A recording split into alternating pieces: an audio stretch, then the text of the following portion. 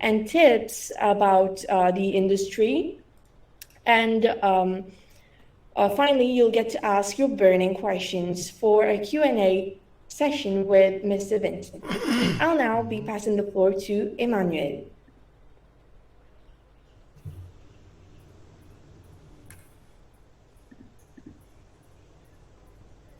Hello, everyone. So my name is Emanuelle, and I am 22 years old.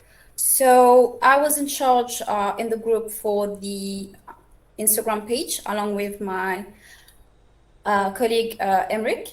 So if you have heard from the event from Instagram mainly, the posts that you have seen were from us. So now I'm going to pass the floor to Aymeric for him to talk about himself. Hello guys, I'm Aymeric. Thank you, Emanuelle. Yeah, I've been responsible for the post on Instagram. And I also wanted to add that this event is very interesting because as a student, we're about to begin our life. Means that no money from the parents and stuff like that. So the traditional path is like you find a job and you get money. And I find it not weird, but yeah, weird because in university we don't teach students how to be financially free and hence and be financially educated. So that's why we have decided to come up with this event. And yeah, so I hope you guys enjoy, and I'm gonna leave the floor to my friend Chad. Thank you guys.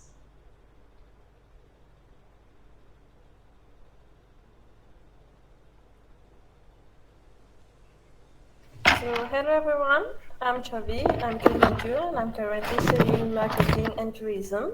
This is my field, and I would like to first of all welcome you all to the conference.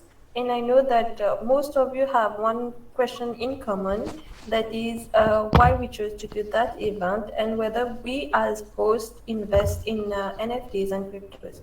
Well, personally, me, I do not invest in such platforms, but I've been mining like Pi or CryptoTab for free things. But personally, I haven't really invested. I guess there are many like you who are like me who are scared to invest in these cryptos and everything, in buying NFTs and all, and trading them. So I hope after this conference, it is more clear for you and me both to invest in these things. Thank you a lot. I hope you enjoy the conference. Now Tayob will continue. Thank you. Hi everyone, so my name is Tayob Surtie and I'm a student at Curtin University. So I'm currently doing marketing entrepreneurship and I'm also a day trader part-time.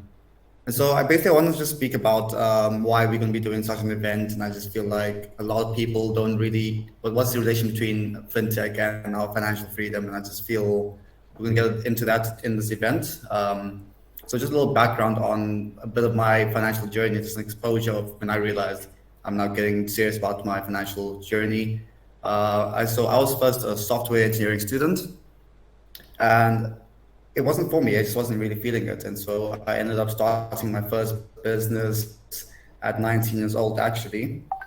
And I was already exposed to things such as trading. I'm sure you guys already heard about trading and all these Forex trading, all this stuff. So I got exposed to that at around 17 years old, watching all my friends do it. But I personally never got into it at the time. So I ended up meeting more people through serendipity, and I ended up networking with more people as I started my whole entrepreneurial journey. And I had networks that would invite me to blockchain events, but it never really interested me because I never understood what blockchain was. And that's my own arrogance. And I've noticed that quite a lot of people these days are very arrogant when it comes to blockchain or crypto, any of that stuff. We always tend to call it a scam very quickly, or we never really believe it because we never try it. Or if we do try, we try and find the easy way through it and end up getting scammed on Instagram or Facebook. And I'm sure all of us have had some similar experience to that. So I remember around 19 as well, I thought, starting a business is not easy already. And it's not, when you start a business, it normally fails at first. And, you go through all the ups and downs. And so I decided I'm going to try and take trading more seriously. And that's when I started getting exposed to trading. just Forex at the time. So through trading Forex, it was quite easy. Forex exchange is basically, like trading the dollar to the rupee, or the dollar, the dollar to the rand, South African rand, etc. But then it wasn't enough, and so I thought, cool, let me try and trade crypto. And I started finding brokers where I could trade cryptocurrencies and everything. So I could start getting more exposed into cryptocurrencies and just the basics of how to trade it, but not ever really invest and own a lot of crypto or anything like that. Because trading is really tough. If you've done it, it's really tough. If not, I hope you guys get into it. I think it's something very interesting to get into. Coming to my exposure of fintech and how I found fintech. So once again, serendipity and network. And I really believe you should meet a lot of people out there that have similar interests, or do not become arrogant, not make the mistake I made. And so I thought, I was actually invited out by my one friend to go to Port Louis. If you don't know where that is, that's the capital city in Mauritius. I was invited out to some network event, it's a beer and pizza event. So I thought, hey, this will be fun. Basically get free beer and free pizza and just meet people and just talk. But I never really knew what I was getting myself into. I got to the events I went to, and that's once again where serendipity happened again, and I just happened to meet people at MAF. MAF is Mauritius African Financial Technology Hub. And that's when I started hearing everyone talk about fintech, and I had no idea what this was about.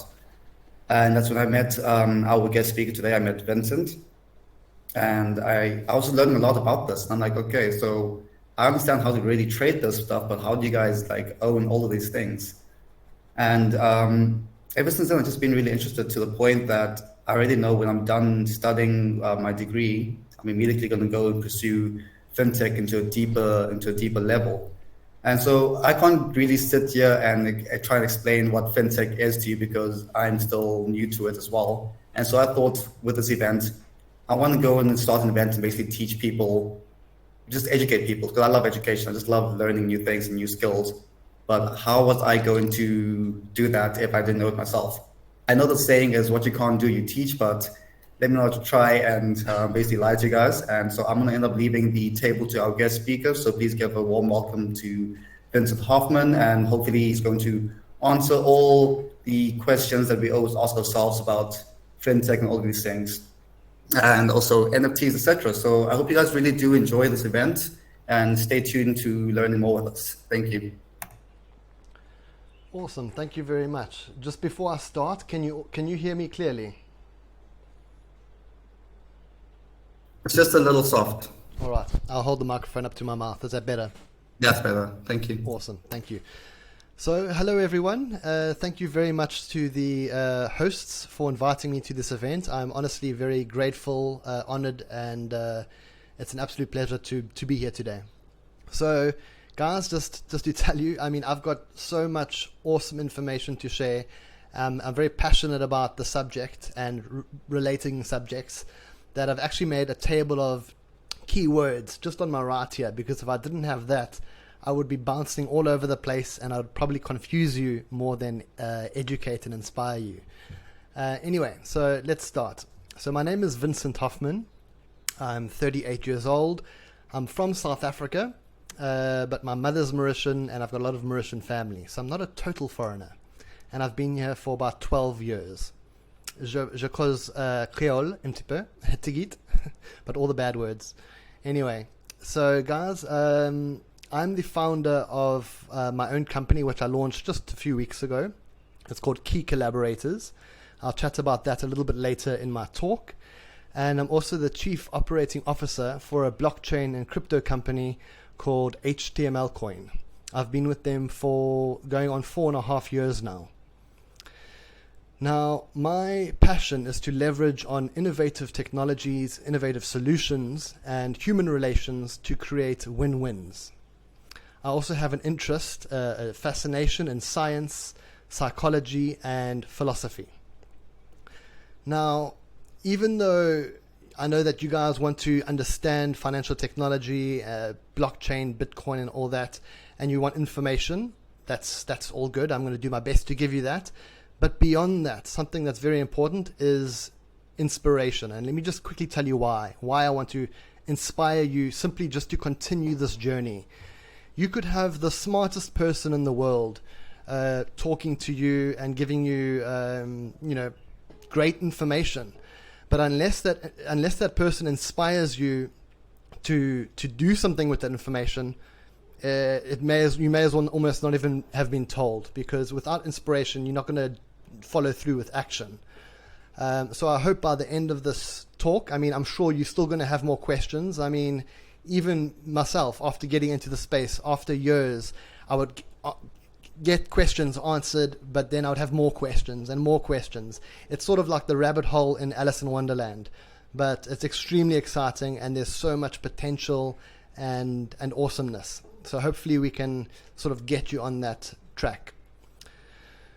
All right, so just to tell you about my journey in a nutshell, leading up until 2015, I was already getting quite frustrated with the mainstream system, or otherwise known as the rat race, as I'm sure a lot of you have come to recognize.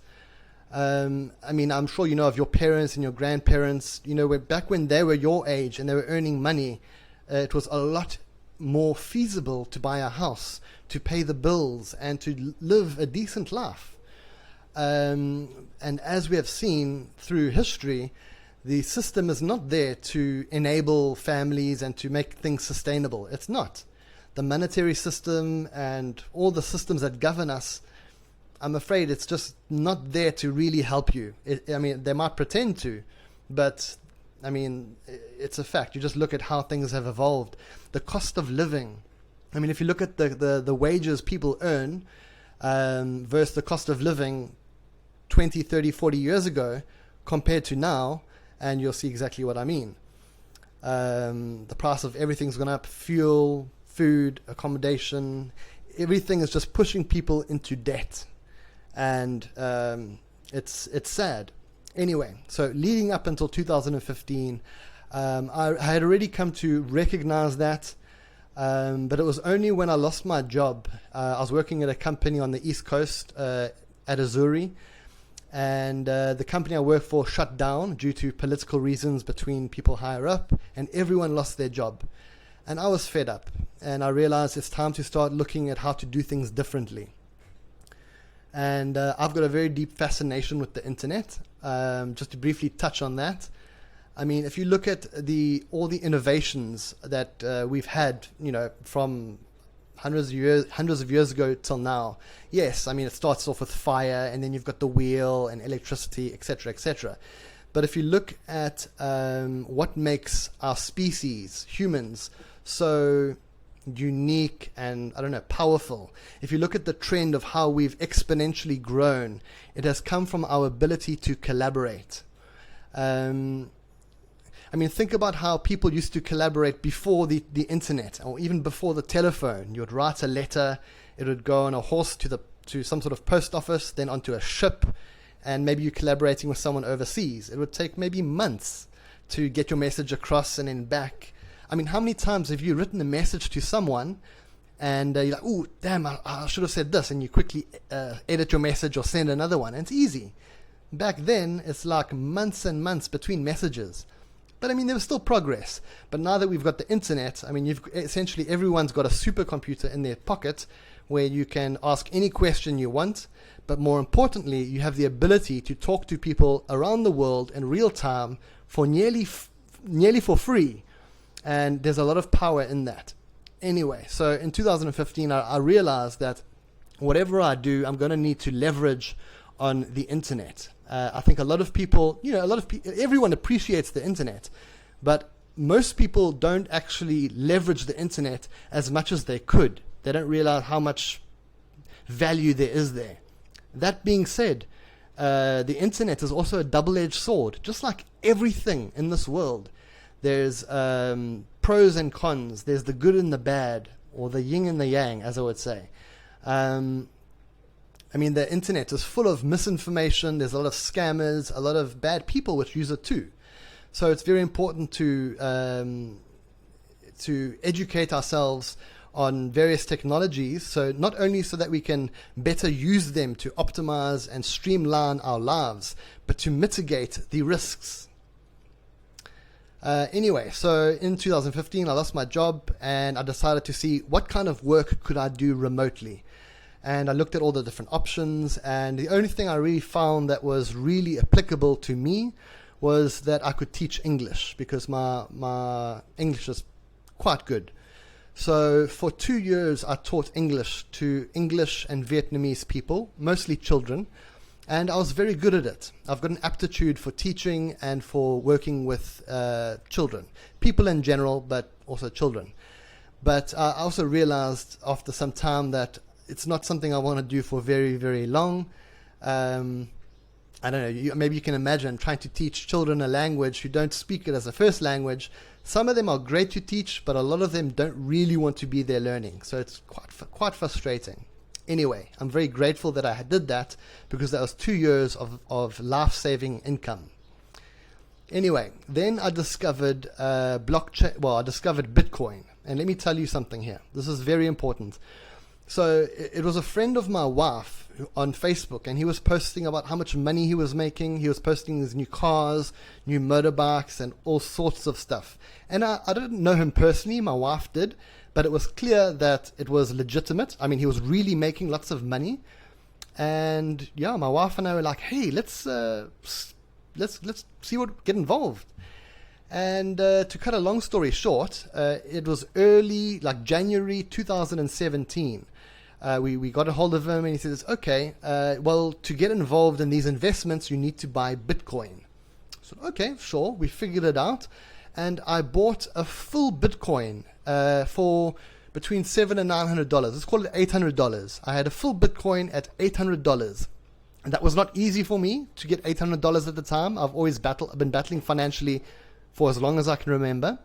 But got the $800, bought the Bitcoin, and then he says, yeah, you need to invest it into this platform, and this platform. And I thought, okay, cool. And I did it. I put my Bitcoin here, there, and everywhere without really trying to understand what Bitcoin is, what the underlying technology is, or more importantly, what I was actually investing into. What were these platforms? And how did these platforms justify the returns that they were promising people? Anyway, I did it anyway. I mean, that's what a lot of people did. And I lost 90 to 95% of that Bitcoin, called all of the Bitcoin. And a lot of people went through that. A lot of people lost their investments, and they would come out saying, oh, Bitcoin is a scam, don't touch it. But, you know, I decided to look a little bit deeper into Bitcoin and the platforms, because those are two separate things here. Bitcoin is a digital asset.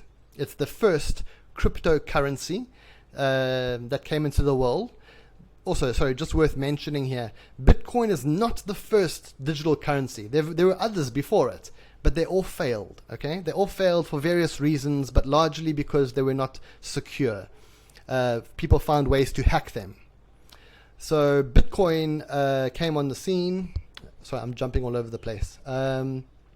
Anyway, so I investigated these platforms I invested in, and I realized they were all HYIPs, high yield investment programs. But basically they were all Ponzi schemes.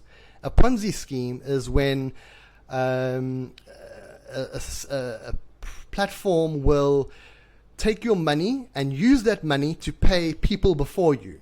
Okay, so they take new money and invest it, and they give it to the people who invested before them.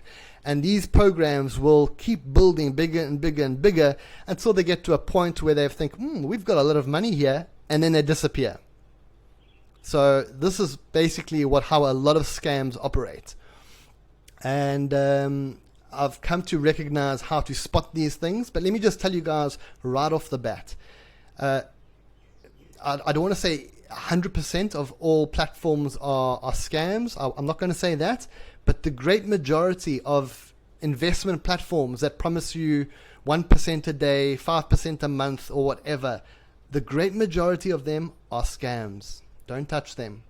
if you want to get involved in crypto, it's best to buy the assets yourself and then sell them yourself on exchanges. Don't buy an asset and then give it to a platform that's promising to give you returns. I mean, this is a very deep subject. There are various platforms which are legit. Like it's called staking, where you stake your coins in a specific way and it gives you a return. But we don't have the time to go into everything right now. But anyway. So anyway, I discovered that those were all scams. But then I looked more to Bitcoin, the underlying technology of blockchain. And I discovered that there were thousands upon thousands of cryptocurrencies, other digital assets. And I decided to look into it, and I tried to understand how does one differentiate between the different cryptocurrencies, and how do you know which is safe? How do you know which to invest? And all these questions. I discovered that the great majority of crypto assets were in fact created just to cash in on the hype. People wanting to buy digital assets because, there was a cool website, they're promising X, Y, and Z, they've got a cool name, so people were like, oh yeah, I'll throw $100, $1,000, whatever into that. And most people got burned. This is something very important that I want you guys to understand here. Remember what I said about the internet. It's fantastic. There's so much potential. It's beautiful, but it's a double-edged sword. There's a lot of clever bastards out there that will use amazing technologies and things to scam people. Blockchain being man-made, obviously.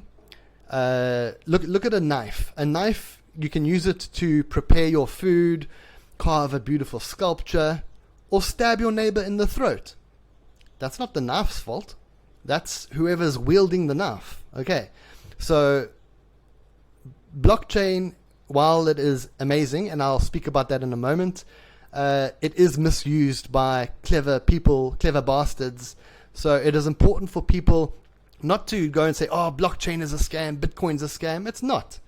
It's just you've been scammed by someone who knows what they're doing, and they have played on your own ignorance. Okay, that's what happened to me. It's no one's fault. The guy that led me to those Ponzi schemes, I mean, I won't say he's blameless and stuff, but it's my fault at the end of the day, because I didn't fully try and understand how things worked before I put my money in.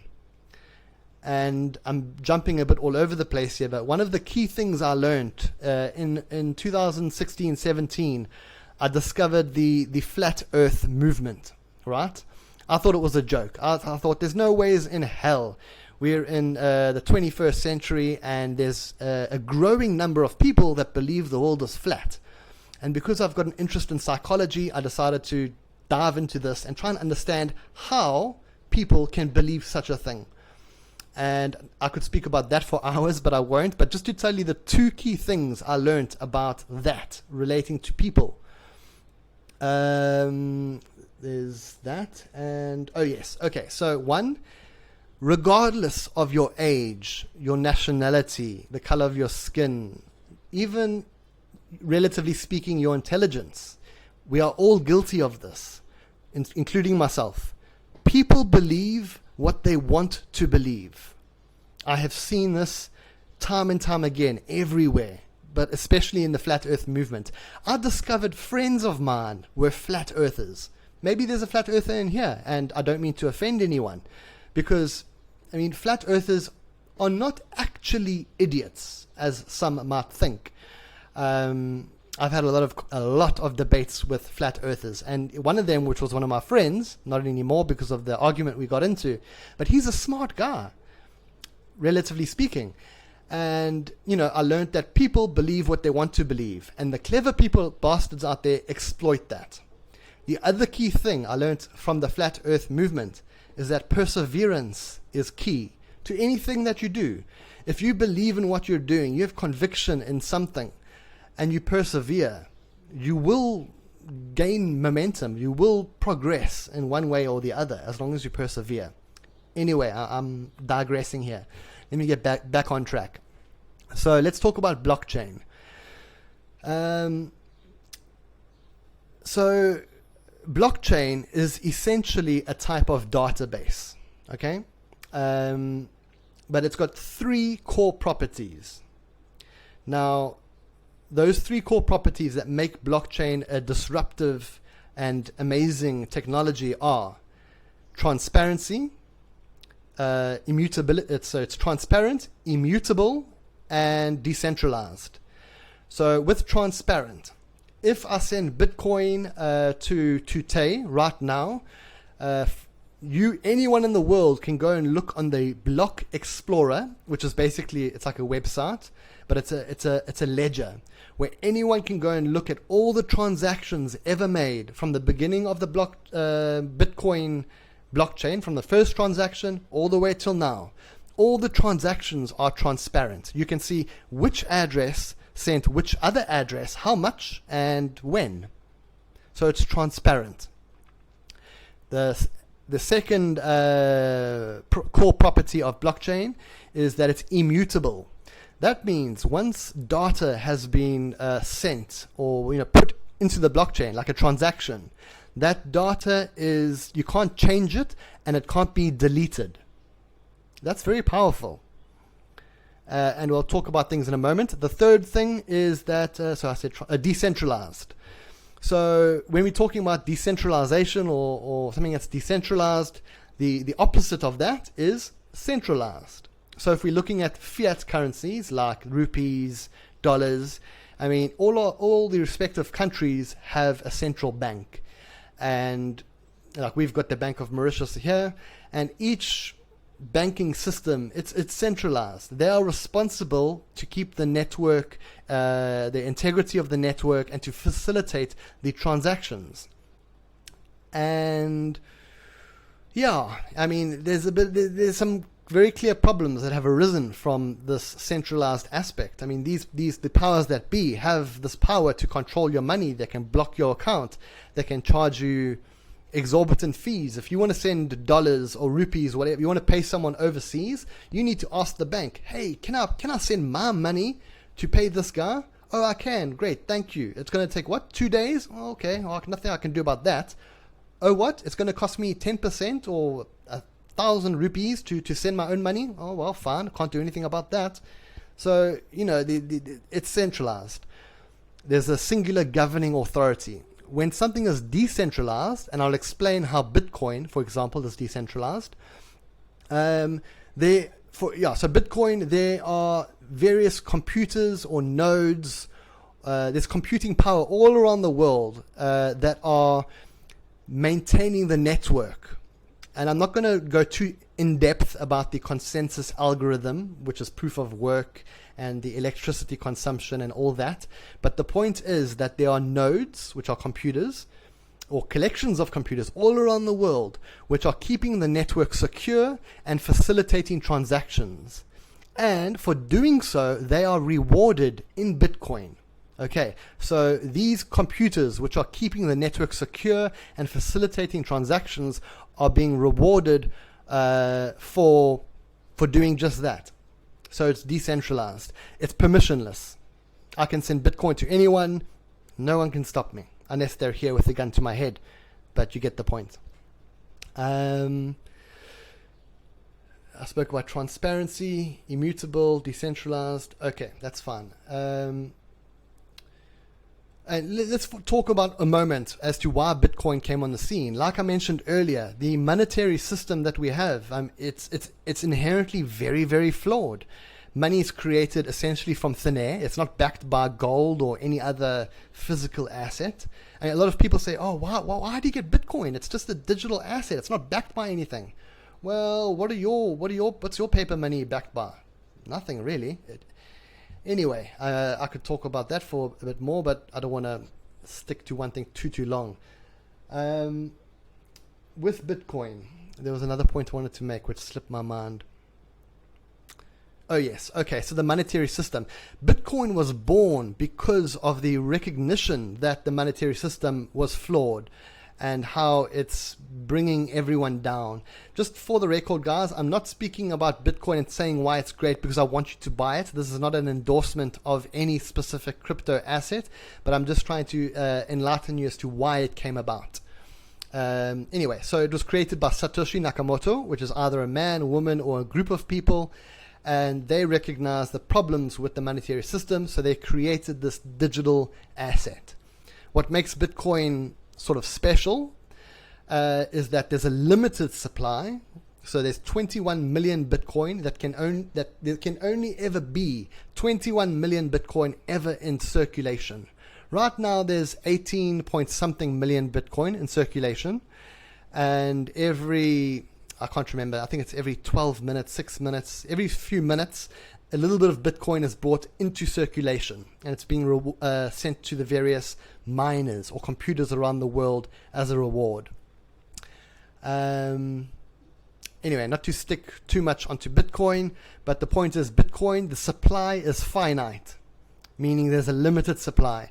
And like with anything in the world, the value of something is as much as whatever someone is willing to pay for it. And it all comes down to supply and demand.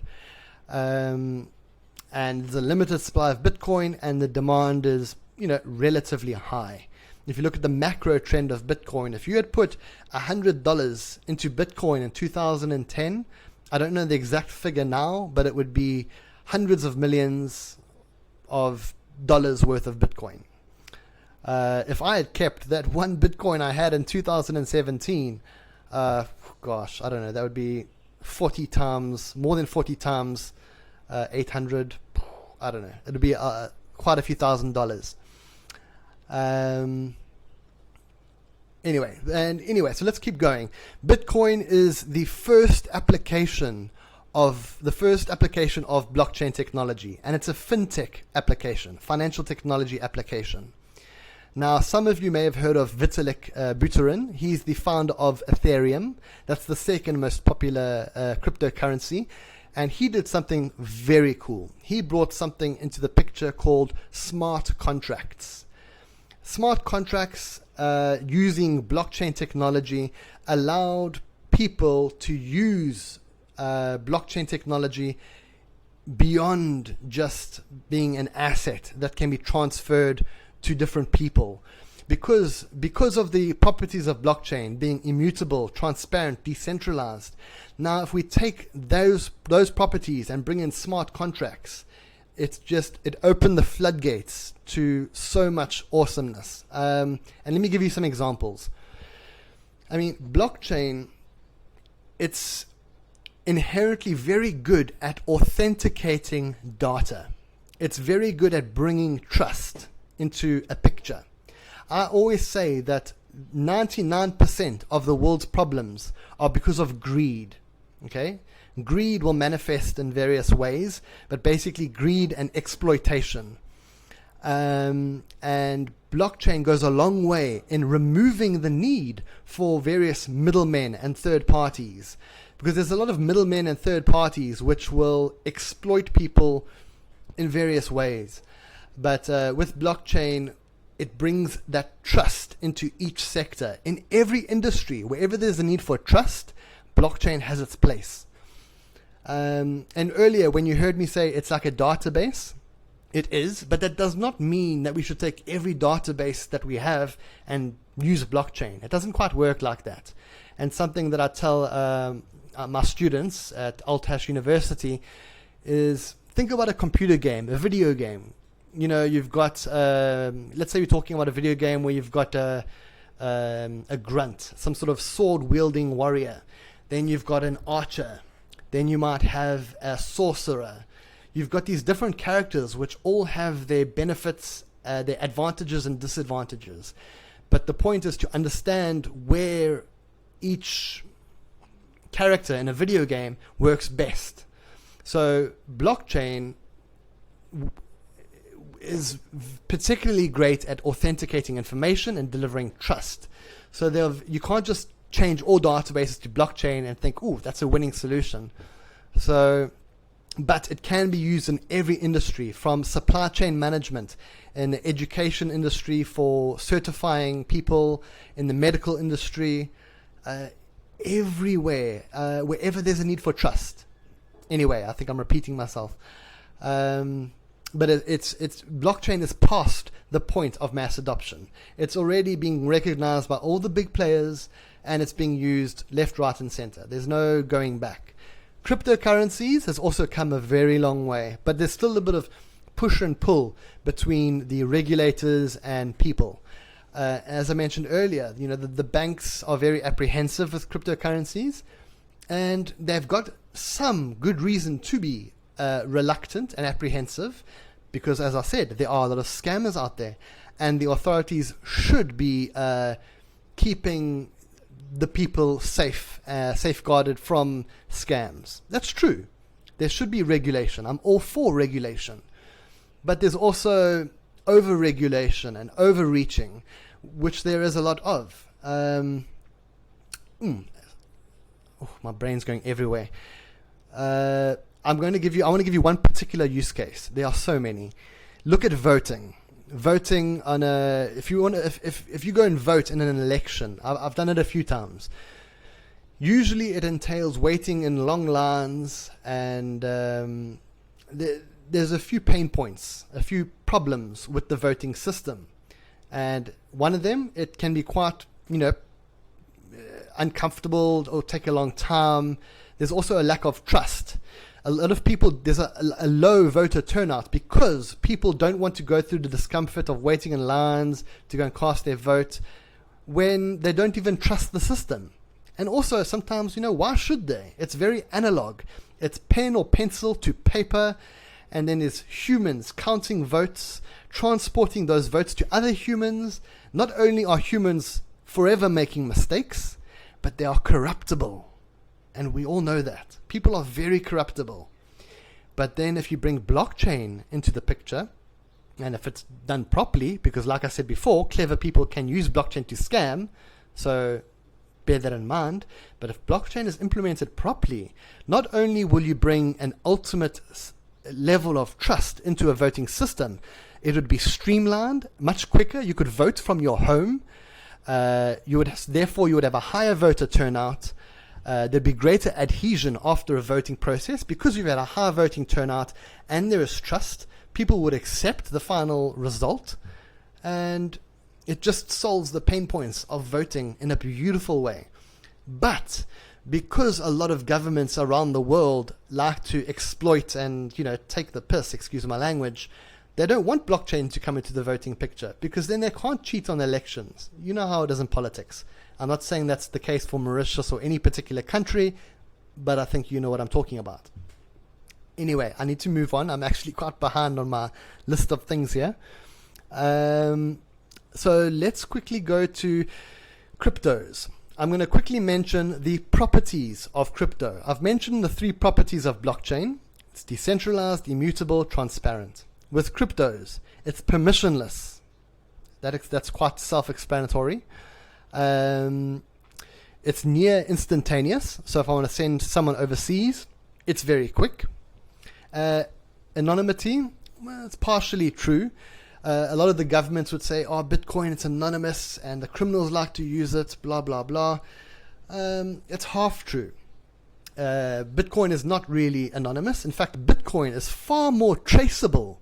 Because of the transparency that I was talking about earlier, many criminals are being caught because they're using Bitcoin.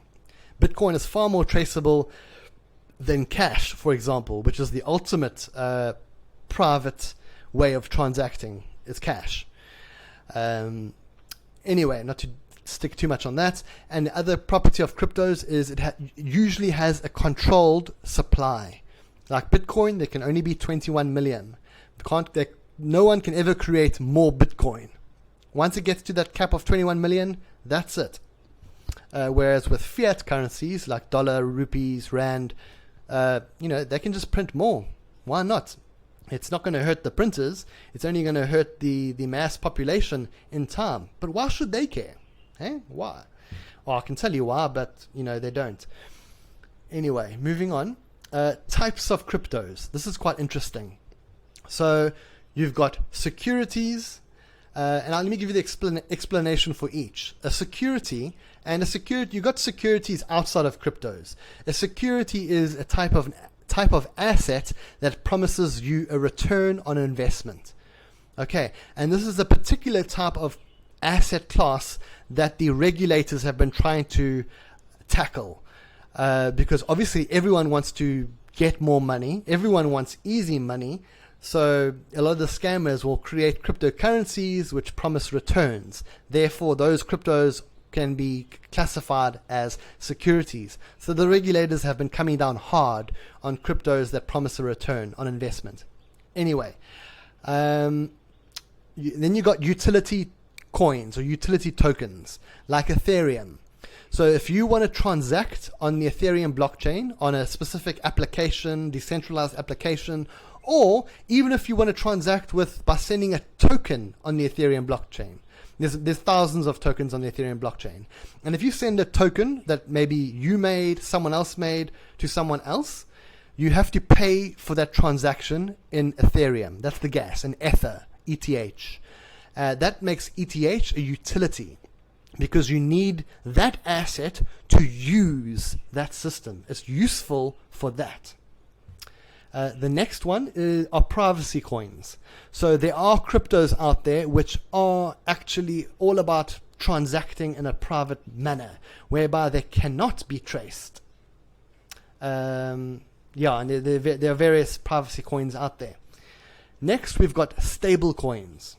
These are quite cool, and so we all know, or should know, that cryptos are very volatile in nature. When I say volatile, the price can swing up and down quite violently and quite quickly. And while that's a problem in some ways, there's a lot of opportunity in that. Anyway, not to go into that, but one of the reasons why businesses don't usually accept crypto is because of the volatile nature. If I'm a plumber or a business and I sell my services to Tay, I do the plumbing in his house, he pays me, let's say it's taken me a month to do the work in his house, he pays me, thank you very much Tay, I go to bed, and then I wake up in the morning and the currency he's paid me in drops 20% and has dropped in 20% in value overnight. That's going to screw with my cash flow and my budget. So it's not really, there's a lot of risk for businesses to accept crypto in that manner. But with a stable coin, the value is quite stable. How is it stable? Because it's supposed to be backed by something else. Usually it's, for example, with the most popular stable coin, which I am not endorsing. Please note, I do not endorse Tether, USDT. I do use it from time to time, but there's a lot of controversy behind it. And I'll tell you about that in a second. But for one tether of one stable coin, you're supposed to be able to redeem it for $1. That means that the Tether Foundation, and I can't remember how much Tether is in circulation, it's a lot, but whatever the circulating amount of Tether is, that means that the Tether Foundation allegedly has that many dollars in their bank or buried in their garden, and they haven't really been audited very efficiently as far as I can tell, and there's a lot of controversy there. But the point I wanted to make is stable coins, the value is stable because it's backed by something else. In Tether, an example of Tether, it's allegedly backed by dollars. Moving on, let's quickly talk about one other one, NFTs. NFT stands for non-fungible token. So what is a fungible token? My 1 rupee, I can swap it with your 1 rupee, no problem. We can swap it and we'll both be fine with that. It's also divisible. I can take my rupee and divide it into cents. Okay, so fungible tokens are not unique. They are divisible. Simple, right? So a non-fungible token is a digital asset that is unique.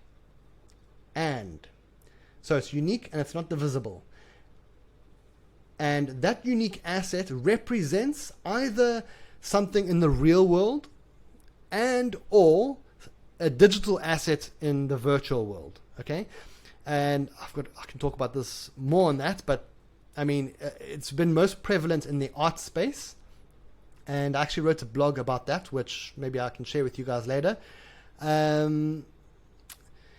A lot of people have been using NFTs and attaching it to art. Something else here regarding to psychology and something I've learned over the years.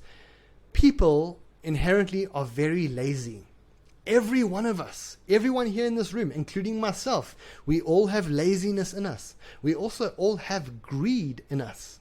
We all have these different attributes or characteristics in each of us, obviously to varying degrees, and it can vary depending on the situation. But generally speaking, people like to take the path of least resistance. For example, companies, they want to make the most money they can from the least amount of effort or least amount of cost, which isn't necessarily a bad thing, but you have to sort of draw the line somewhere. Anyway, my point is, a lot of people out there have seen that they can take photos of things and draw pictures, create an NFT, and then possibly get a lot of money for it. And there have been many examples where ridiculous art has been sold for high prices.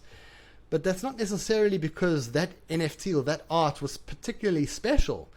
It's more because the buyers were ignorant and, excuse my French, effing stupid. There are two different types of people that buy NFTs that I can see. There are speculators, so people that will buy an NFT because they believe that the value of that NFT, which is usually art, will increase in value. The other kind of person that buys an NFT are art collectors, okay? Because NFTs, this is very important for NFTs, guys. There's all sorts of NFT platforms out there, and you can go to any of those NFTs, copy the image, save it on your computer, and you're like, oh yeah, this NFT was $1,000 and I got it for free. Sure, that no problem. But you can't prove that you own it. NFTs are proof of ownership. Because it's all on the blockchain, a specific NFT will be tied to a specific address. And if you can't prove that you have a specific address and own an NFT, well, you can steal the art and put it on your computer and whatever, but you can't prove ownership. And that's what NFTs are about, proof of ownership.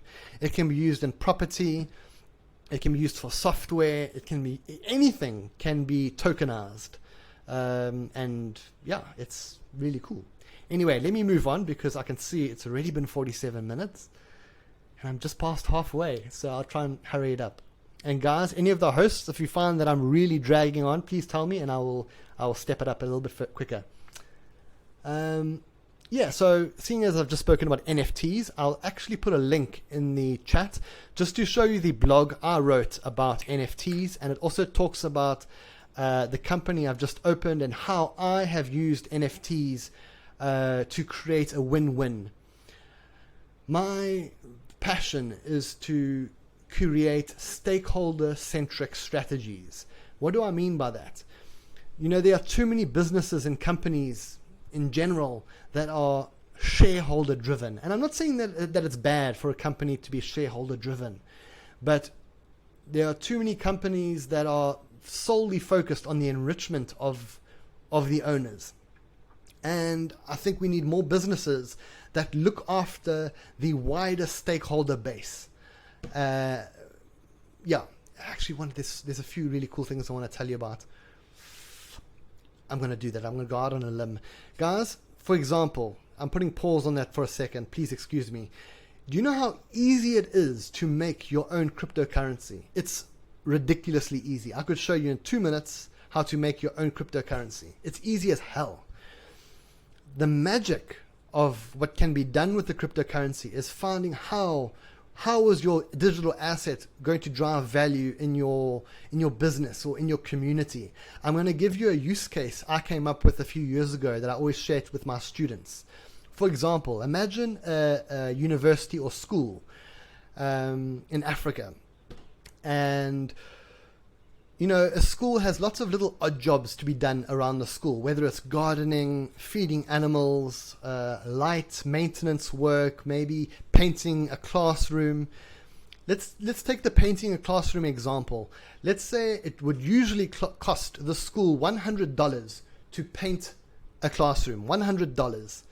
Now, if they create a token, campus coin, and they say, all right, students, they've got a notice board up here. Anyone who takes this job and paints this classroom will get 1,000 campus coins. Those campus coins can then be redeemed at the school tuck shop canteen for $80 worth of food and drink. Therefore, the school, it's a win because they are saving $20 on painting that classroom. It's a win for the students who need money because maybe some students have a hard time getting money to pay for lunch for school. It's quite common, especially in Africa. So it's a win-win for the stakeholders. Now, if the school wants to be a bastard about it and exploit their students, they can say, yeah, paint this classroom, 1,000 campus coins, and you get $30 worth of campus coins. It might work for a little while, but that's exploiting the students.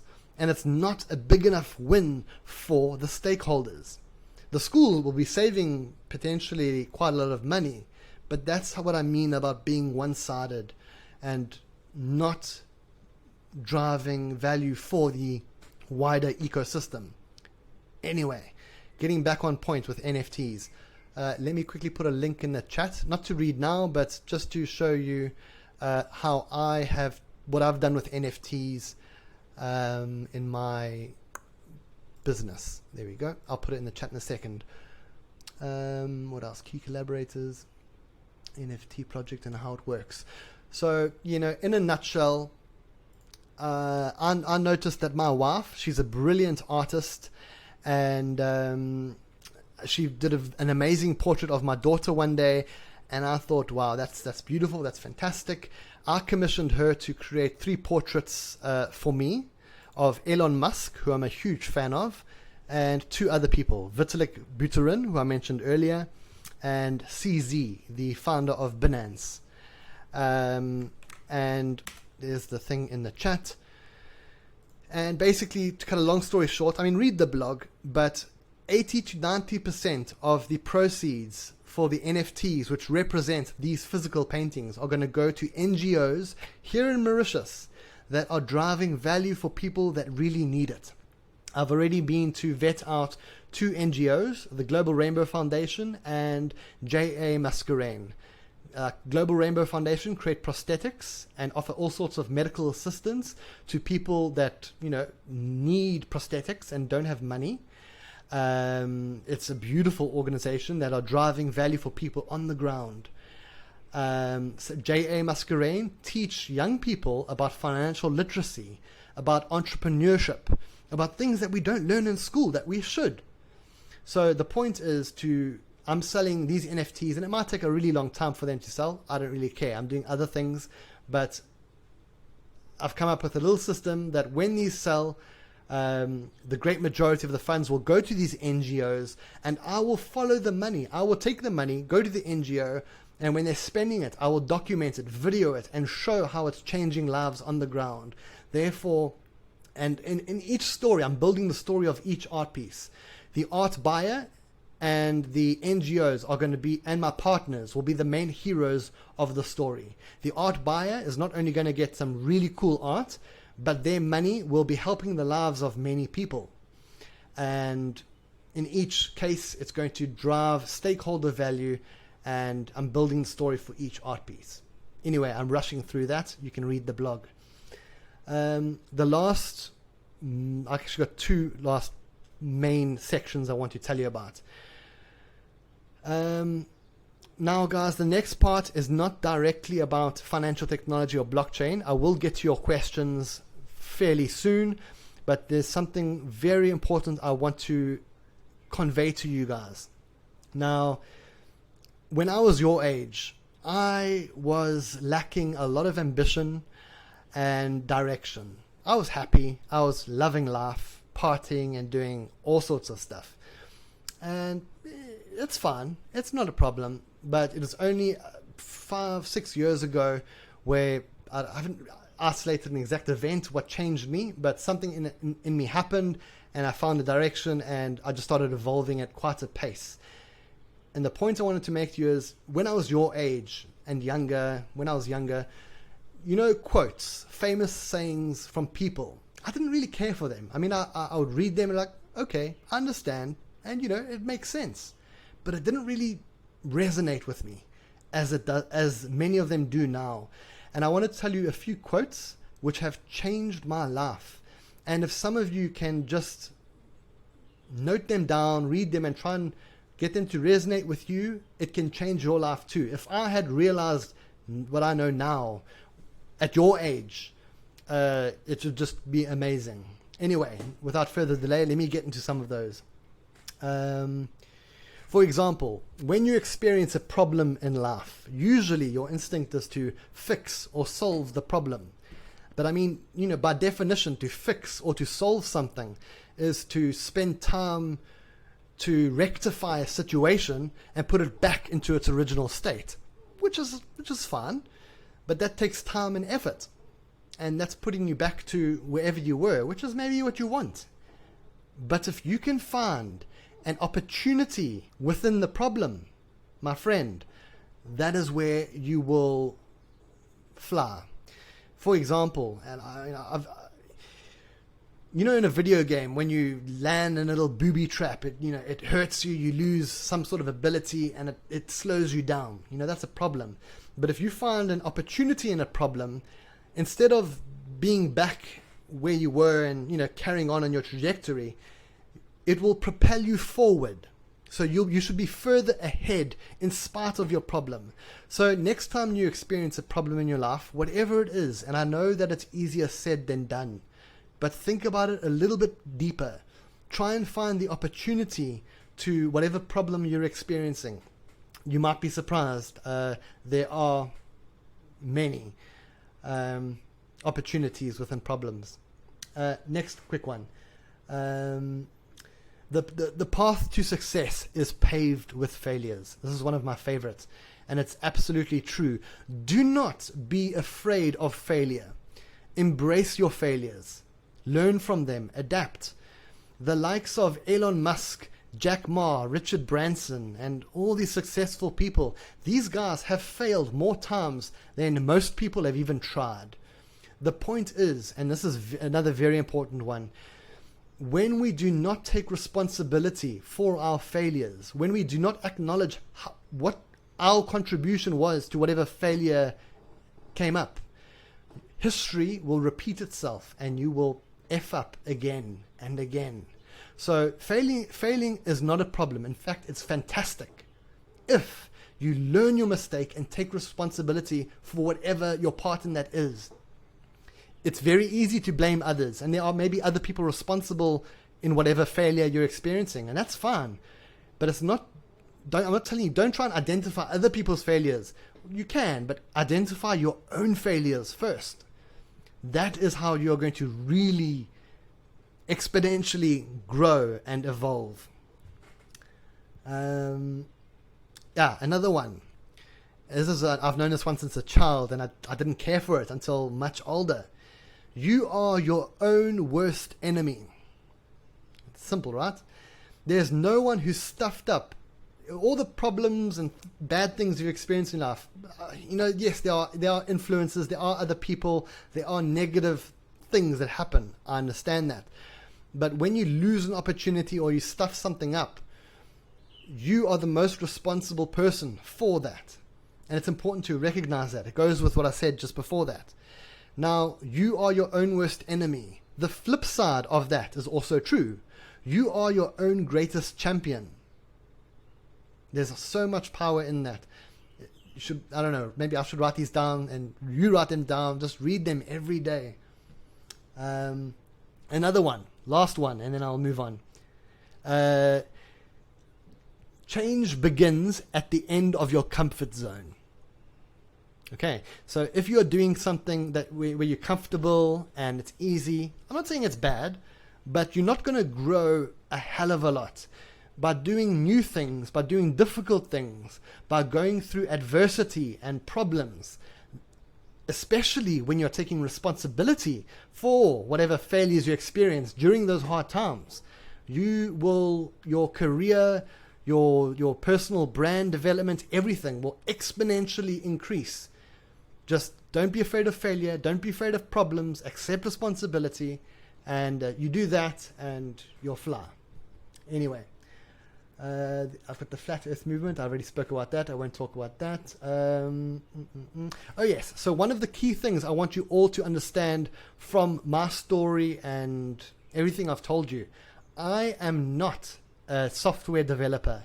I am not some sort of technical guy. I've got a good understanding, a good overview understanding of blockchain, and I'm not a super successful person at this point. I think I'm on a fantastic trajectory and I'm getting there.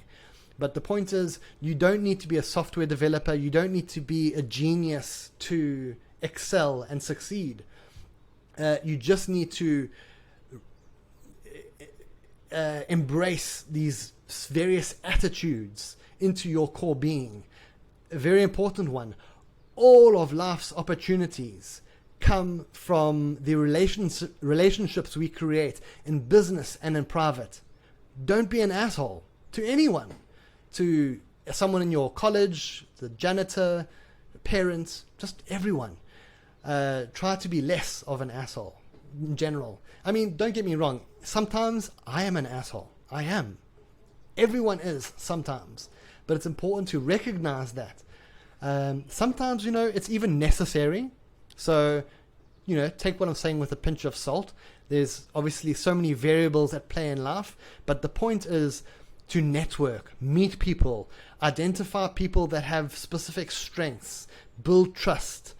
I wouldn't be here in this chat right now if I didn't meet Tay at that beer and pizza event at the Mauritius Africa Fintech Hub.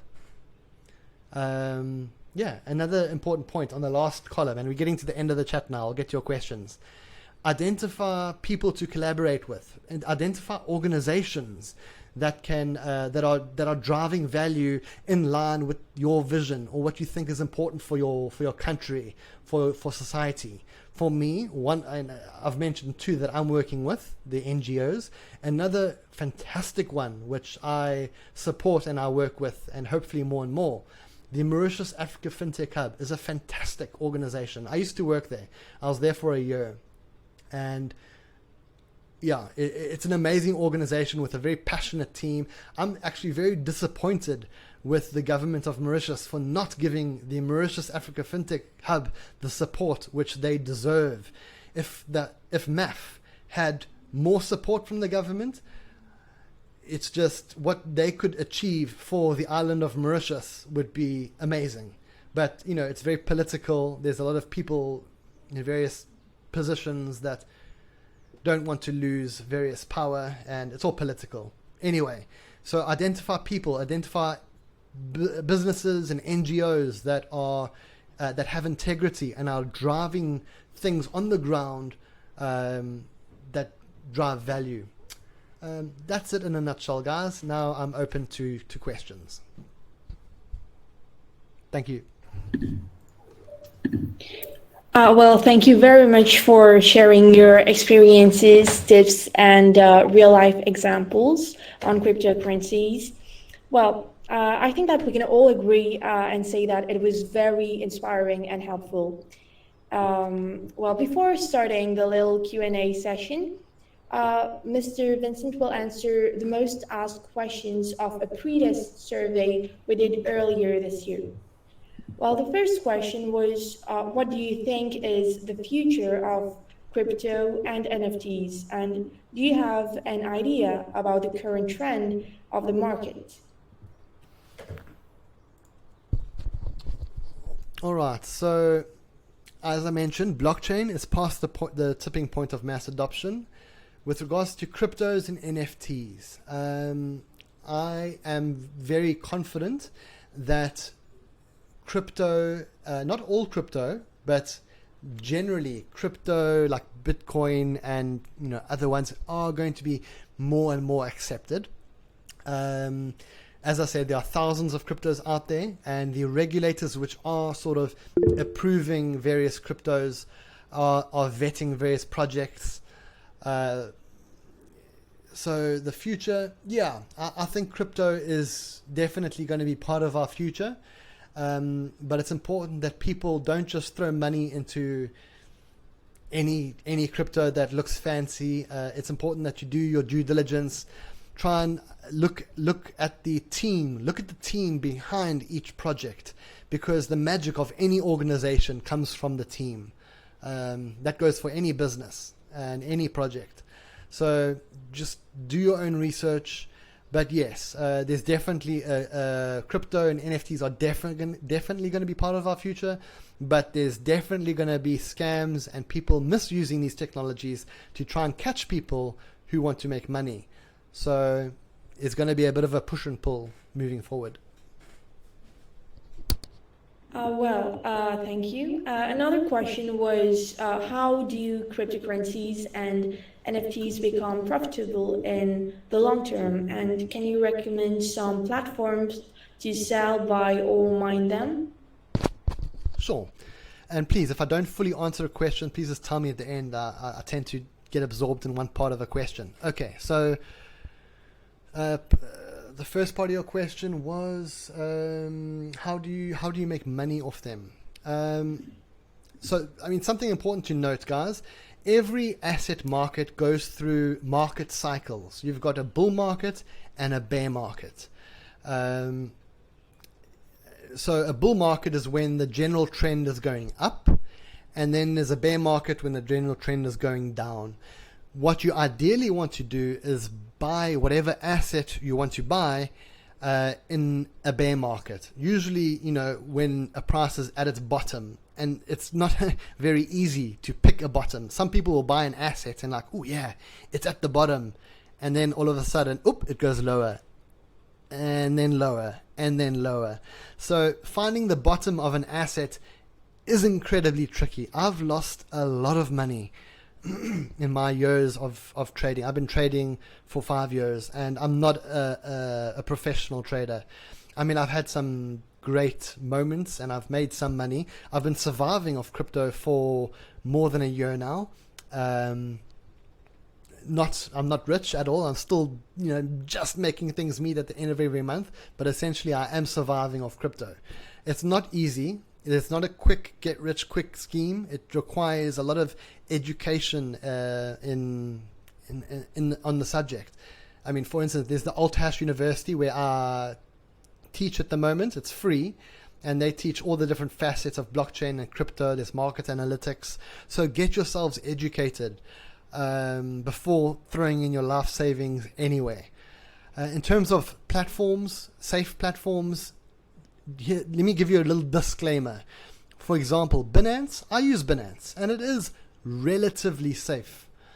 But is it impossible for Binance to be hacked and you lose your funds? It's not impossible. Nothing's impossible these days.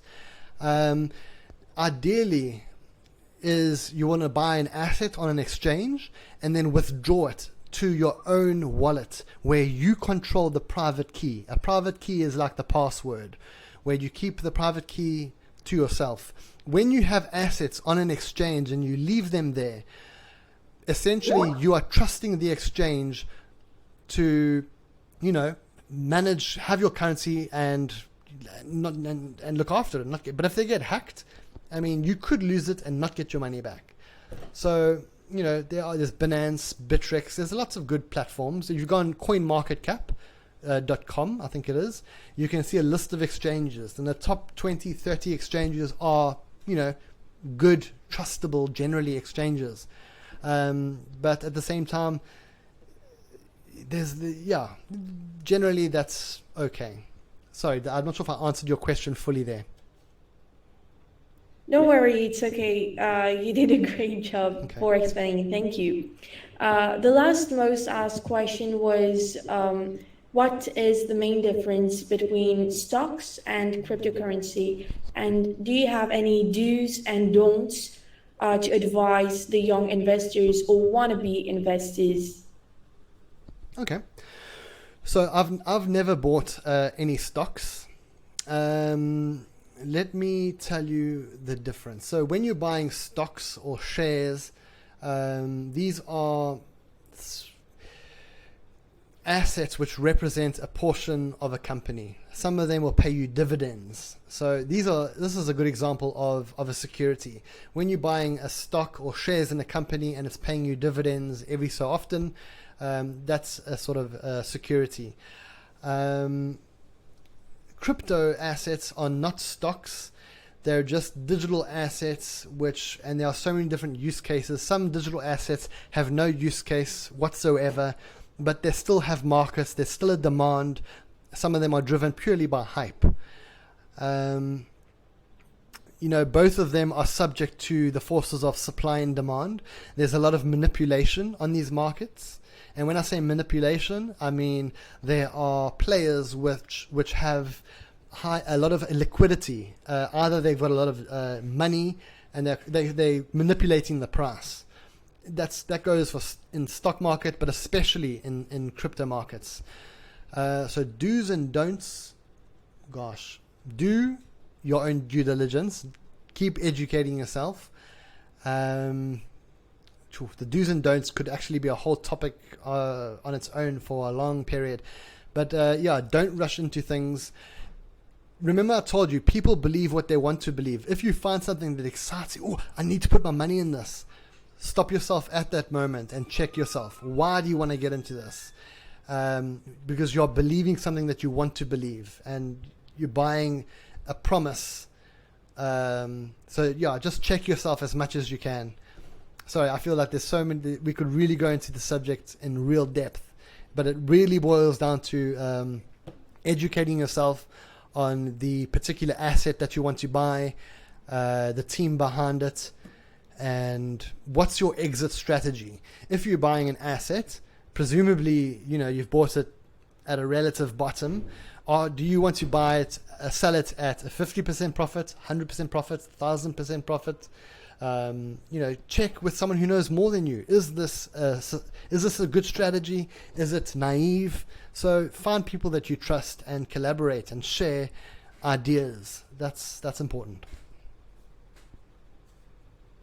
Thank you very much for your answers. I think it helped everyone understand it a bit better. Yeah, thank you very much for that. We still have some questions inside the chat box. Audrey asks, hi, I do have one question. So how should I start, and what's a trustworthy platform you would suggest for Bitcoin trading? So, Binance is a very popular one. I use that pretty much daily. Now, if you're going to Binance, you invest money and they get hacked tomorrow, please don't come to me and blame me. It's not my fault. It's not likely that will happen at all, but we need to be open to the possibility that it's possible. Anyway, so Binance, I use Bittrex.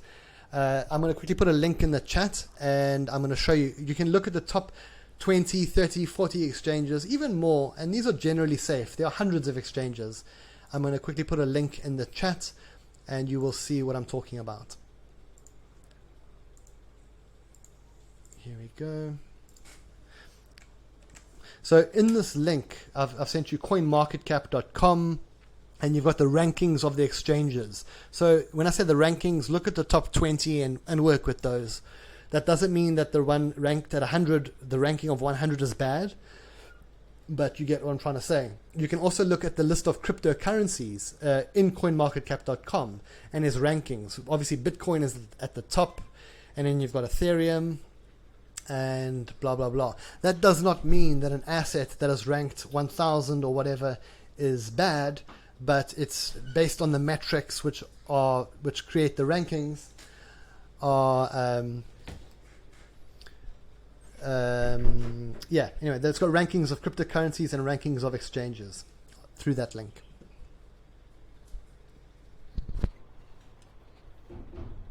Awesome. So the next question is by Intuping. Intuping asks, what's the best platform to buy and sell NFTs, not crypto? Okay, so let's quickly I'll answer that and a little bit more. So there are various platforms out there. There's OpenSea, Rareable, Super Rare. There's loads of platforms. At HTML Coin, we actually launched our own NFT platform last July with some special unique selling points. So there's loads of platforms out there. I would recommend finding one that's popular. But a very important point here, guys. If you want to create and sell NFTs, don't think that you're going to take a picture of your dinner or your cat or paint something and you're going to make lots of money. Is it possible? Sure, it's possible. The world is filled with idiots. Excuse me. And I'm not calling anyone here an idiot. Okay, I'm an idiot. Everyone's an idiot to varying degrees. Okay, but my point is, if you want to create and sell NFTs, try and find what makes your NFT special. Okay, yes, is it aesthetically pleasing? Maybe. Art is subjective, but what more is it than that? What do you want your NFT to achieve? So you got to build the story, build your community, build the use case. There are a lot of things to consider. It's easy, relatively easy to I don't say easy to make art, but no, I won't say that. But if you're an artist, it's not hard for you to make art because it's your passion and you know how to draw and whatever. But it's easy to create an NFT. But driving real value and doing something useful, it's not easy. But nothing in life worth having or doing is easy. So try and go deeper into the NFT thing. Find a popular NFT platform, build your community, build your brand, and look at what other people are doing with their NFTs. And see, oh, that looks cool. I like that. I don't like that. I'd like that. And, take little bits of everywhere and build your own thing. Awesome. So we've got 3 more questions left. So Stefan asks, why do you think the value of most cryptos are falling, sorry? Well, okay, as I mentioned earlier, you've got a bear market and a bull market. And, you could say that when all cryptos are going down for a prolonged, relatively speaking, period of time, it's just simply a bear market. I mean, you can go back to 2017, even before. Prices are all going up and all going down, all going up. There are so many variables at play here. So, I mean, let's look at Bitcoin. If we look at Bitcoin from when it came out in 2010 till now, the macro trend is up, majorly up. But if we zoom in and look at various periods of time, it's volatile. The macro trend is going up. You zoom in, and it's volatile, up and down, but going up. So there are some assets which have gone down and have not recovered. In fact, the HTML coin is one of those assets. It had one big spike back in 2017 and it's been dropping ever since. There are so many variables at play, whether it's because there's a whale in that currency that's manipulating the price and keeping it down, or what. So the question was, why are cryptocurrencies going down? Generally, a lot of cryptos are going down right now because there is a bit of a bear market. There's also a lot of factors. For example, the Federal Reserve in America, recently increased their interest rates, which they've been threatening to do so for the past few months. I mean, they dropped interest rates because of COVID-19 like 2 years ago, and that helped the markets in many ways. But when the Federal Reserve increase interest rates, that affects all asset markets. I mean, look at the S&P 500 and asset markets. Everything is going down recently. I won't say it's just because of the Federal Reserve. There are also other macro factors here and there. But yeah, crypto markets are very emotionally driven. I don't know if you remember when Elon Musk, when he tweets about Doge, the price can shoot up sometimes. When China banned Bitcoin, the price went down. So there's a lot of different macro environmental factors. And a lot of the time, a price will swing in a certain direction and people will be like, oh, that's why.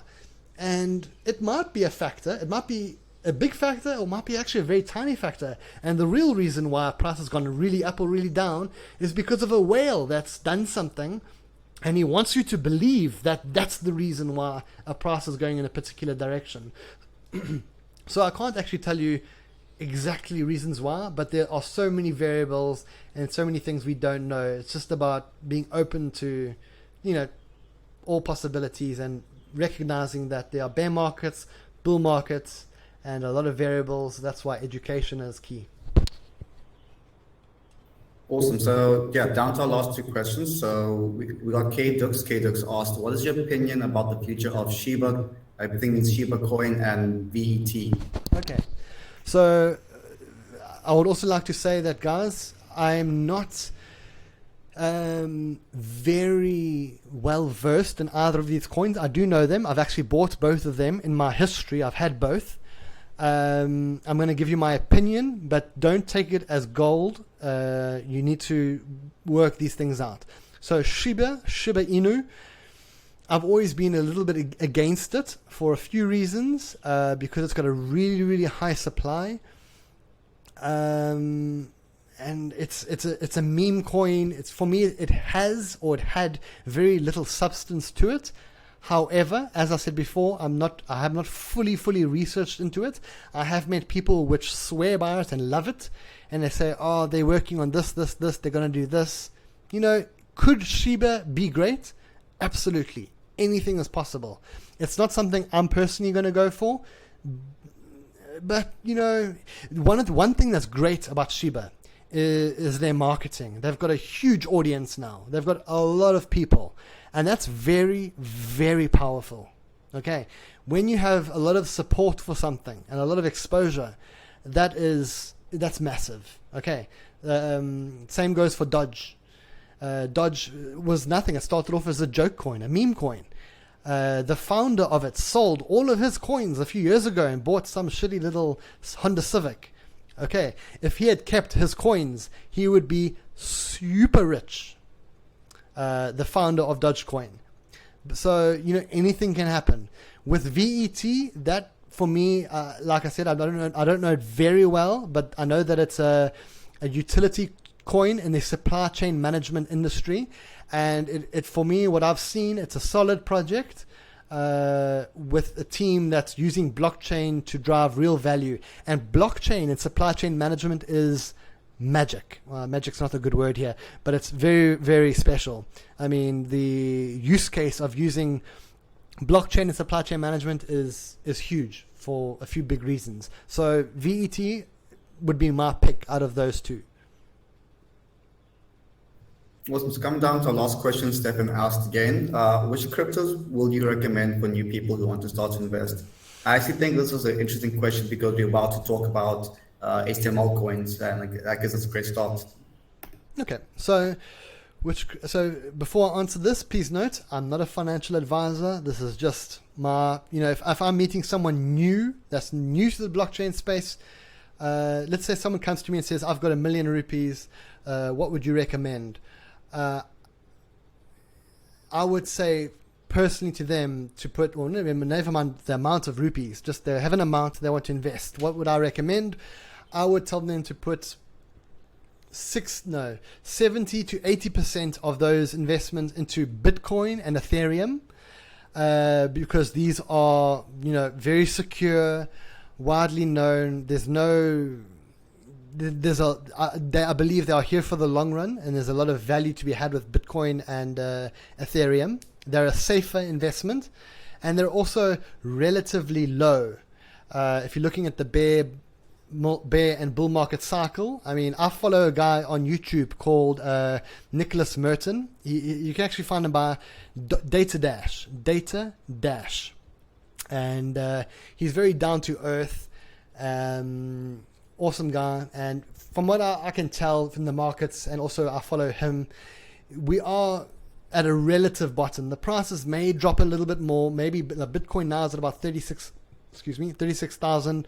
I mean, it could get down to 30, but like Nicholas Merton, I don't see it ever getting down to 25, 20 or lower, like some people are speculating.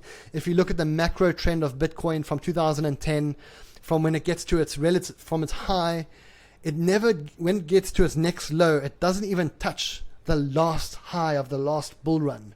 So of the last major bull run of January 2018, the high was about $20,000, and Bitcoin should not even get anywhere close to that. The low of Bitcoin, from what I think and believe, is anywhere between 30 and where we are now. So for me, Bitcoin and Ethereum would be a safer investment for the short, medium, and long term. I won't say short, let's say medium and long term. And then I would suggest for the 10 to 20% of investment to invest into the low cap altcoins. So other cryptocurrencies which have solid teams, which have great use cases. They might not be as popular, and they might be, a little bit of a higher risk because they are not so popular. But because of whatever they are doing with the technology, there's a possibility to have much higher returns with those assets. I want to give you guys a very quick analogy. Imagine you can see a race between two race car drivers on a track. Let's say you've got a McLaren F1 supercar over here, and then you've got a normal family sedan over here. And if you had to pick a car, which car is going to win the race? Most people will say, the McLaren F1, that's definitely going to win the race. And with the information provided, it wouldn't be a bad choice. But now if I put Lewis Hamilton or whoever, amazing car driver, in the family sedan, and I put your local gardener in the McLaren F1, who do you think's going to win the race? The point is, it's not always the technology that you're going to look at a technology, the TPS, or the amount of transactions this technology can do. It's amazing, blah, blah, blah. But it's the team behind the project that drive the magic of any organization, as I said earlier. So when you're looking at things, don't always look at the technology and what the promises are. It's the team behind it and what they're doing with the technology. Did I answer that question fully? Yeah, you did. Thank you. Okay, so we actually a bit over our time right now, so we're just going to try and close off the event. Thank you, everyone, for attending. Before you do leave, we do want to speak about another way that you guys can keep learning more about cryptos and blockchain and everything we discussed today. So we'll put a link later on of Altash University, which is basically a university that Vincent teaches at, where you can learn about all of these things for yourself, and it's all free. Also, we want to do a bit of a giveaway, actually, that we want to try. You can actually win up to 2 million HTML coins, which Vincent was able to organize for us. Thank you for that once again. If you go ahead and join the university and maybe just finish the semester, and we'll just see on your performance and how you do, and you can actually win up to 2 million HTML coins, which I think is close to maybe 850 USD. I'm not too sure. No. We'll just see how you guys do and enjoy. I hope you guys all enjoyed the event, and we'll also send out an evaluation form to everyone. Anyone has anything to say in the team? One quick thing. Just a disclaimer, the 2 million HTML coin, absolutely more than happy to share that with students that meet whatever criteria that the hosts stipulate. But it's 2 million HTML coin. I don't know the exact price, but it's like, I don't know, less than $100 at the current price that it's at. Oh, okay. It's a volatile current price. Okay. Sorry. No problem. Yeah, but still, that's one way you guys can all start off and just maybe get into it and start working on building your own financial future while you're still young and got the time. So yeah, thank you everyone for attending. I really appreciate it. So thank you so much, everyone Vincent. for attending the event. It's nearly over now. I would like to first of all thank you, Mr. Vincent, for hosting the event for us, for being our guest speaker. It was a great pleasure to have us on our platform in our event. We would also like to thank all of you, the attendees, who made the event a special one and a successful one, I must say. I would like to also thank the team and our lecturer, Mrs. Jaina, who helped us in delivering such a successful event. I hope to hear from you all very soon, and I hope that you enjoy the event. Thank you a lot, everyone. Big thank you to the hosts. It's been an absolute pleasure. It was a real honor for me. I love to help educate and inspire people that want to help themselves and learn about technology. So thank you guys for this opportunity. And hopefully you guys have more questions, because hopefully you're inspired and you've got more questions. But yeah, just continue the journey. Thank you. Bye-bye. See you. Bye.